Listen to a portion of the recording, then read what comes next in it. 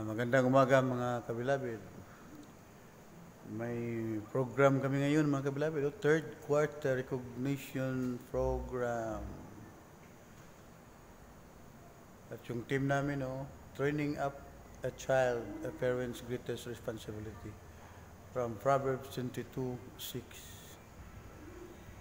Yung speaker mga kabilabid, ay si Antonio Victor Bustamante mga kabilabid.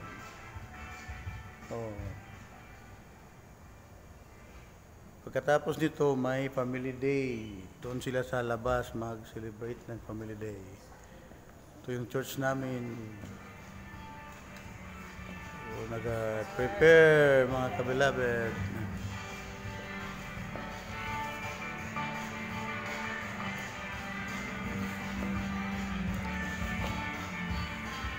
Wala pang tao.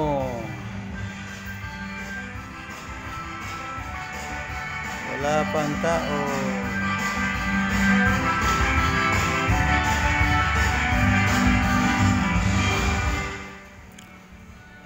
Magandang umaga sa lahat.